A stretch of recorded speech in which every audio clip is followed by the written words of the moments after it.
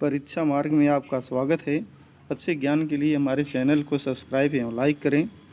आज हम मानव नेत्र तथा रंग बिरंगा संसार के विषय में आने वाले प्रमुख महत्वपूर्ण बिंदुओं पर अध्ययन करेंगे। मानव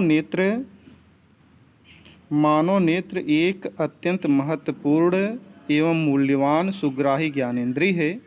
यह कैमरे की भांति कार्य करता है। मानव नेत्र क्या है? मानव नेत्र एक अत्यंत मूल्यवान एवं सुग्राही ज्ञानेंद्रिय है। यह कैमरे की भांति कार्य करता है। हम इस अद्भुत संसार के रंग बिरंगे चीज़ों को इसी प्रकार देख पाते हैं। इसमें एक क्रिस्टलीय लेंस लगा होता है। अगर इस संसार को देखने के लिए जो सुग्राही ज्ञानेंद्रिय हमारे पास है वही मानव नेत्र है, और इस मानव नेत्र में एक क्रिस्टलीय लेंस लगा होता है। प्रकाश सुग्राही पदार्थ जैसी रेटिना या दृष्टि पटल कहते हैं, इस पर प्रतिबिंब बनता है।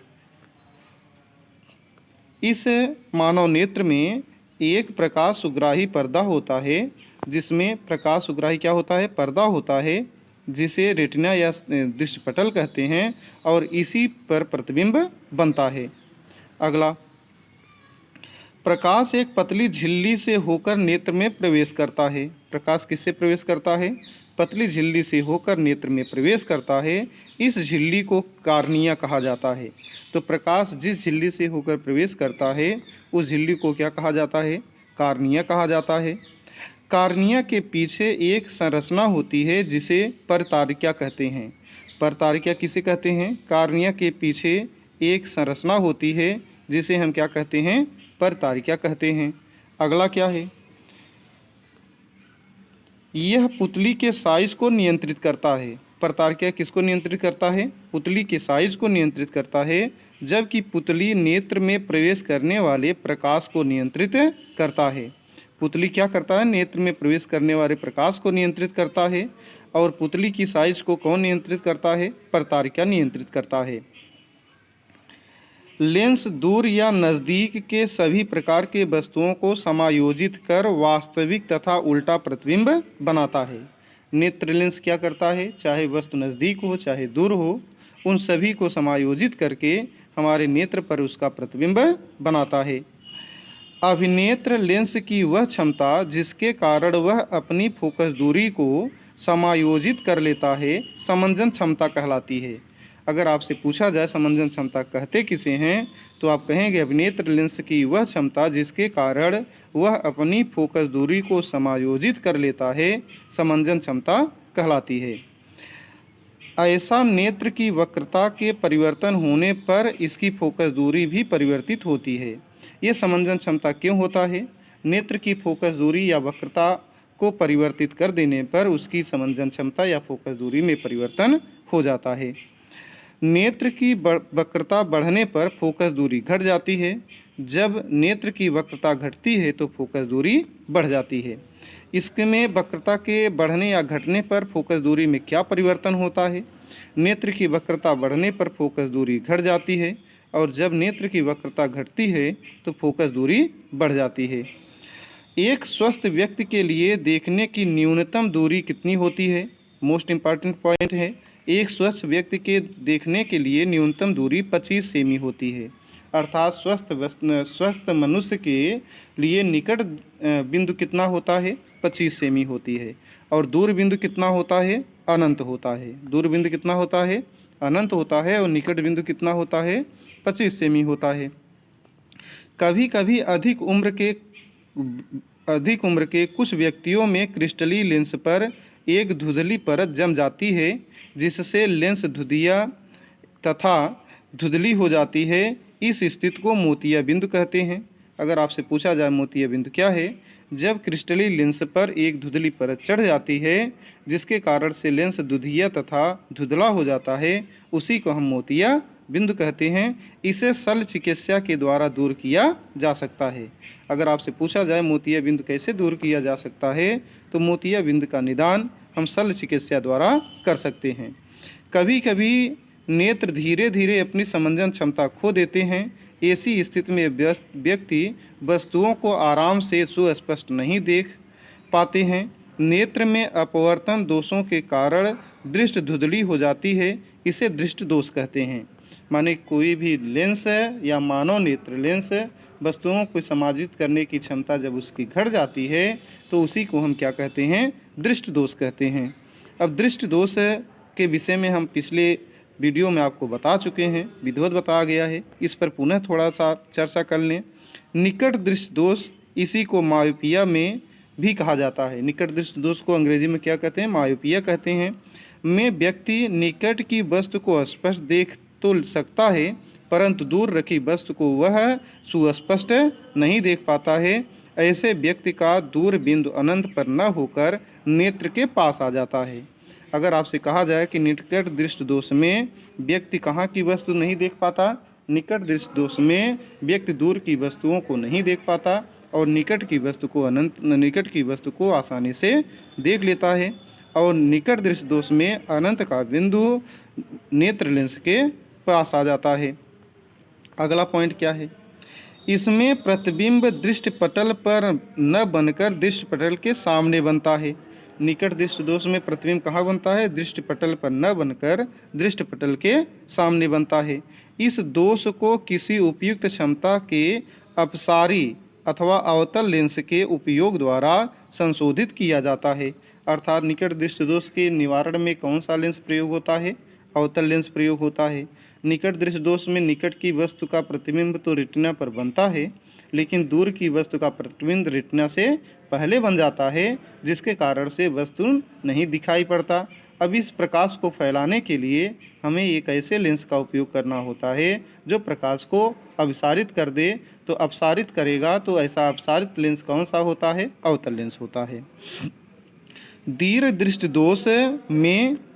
दृष्टि दोष में कोई व्यक्ति दूर के वस्तुओं को स्पष्ट देख तो ले सकता है परंतु निकट रखी वस्तु को वह स्पष्ट नहीं देख सकता। ऐसे व्यक्ति का निकट बिंदु सामान्य निकट बिंदु 25 सेमी पर न होकर दूर हट जाता है। इसमें प्रतिबिंब दृष्टिपटल पर न बनकर दृष्टिपटल के पीछे बनता है। दूरदृष्टि दोष क्या है, दूरदृष्टि दोष में व्यक्ति दूर स्थित वस्तु को स्पष्ट देख लेता है परंतु निकट स्थित वस्तु को स्पष्ट नहीं देख पाता है। इसमें निकट दृष्टि दोष का दूरदृष्टि दोष में निकट बिंदु 25 सेमी पर न होकर दूर हट जाता है। दूरदृष्टि दोष में दूर के वस्तु का प्रतिबिंब तो रेटिना पर बनता है, लेकिन निकट के वस्तु का प्रतिबिंब रेटिना के पीछे बनता है, जिसके कारण से उस वस्तु का प्रतिबिंब रेटिना पर प्राप्त नहीं होता और हमें वह वस्तु दिखाई नहीं पड़ती। इस दोष के निवारण के लिए हमें ऐसे लेंस का उपयोग करना चाहिए जिसके द्वारा प्रकाश को अभिसरित कर दे। तो अभिसरित करने के लिए प्रयोग किया जाने वाला लेंस उत्तल लेंस होता है।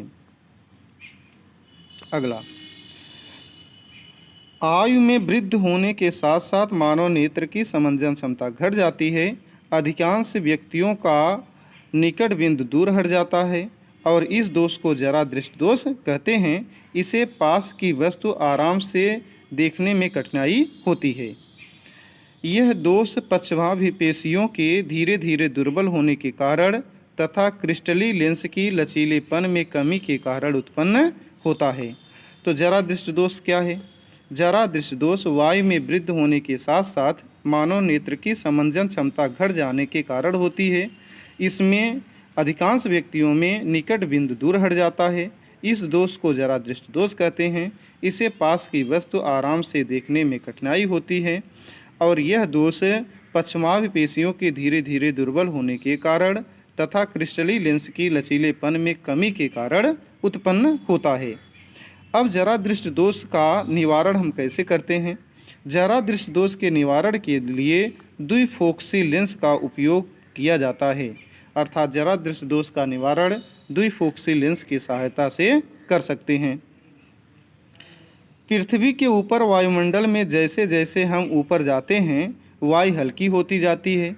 अगर आपसे कहा जाए कि ऊपर वायु भारी है कि हल्की है तो आप ये जानते रहिए पृथ्वी में वायु ज्यों-ज्यों हम ऊपर जाते हैं त्यों-त्यों वायु क्या होती जाती है? हल्की होती जाती है।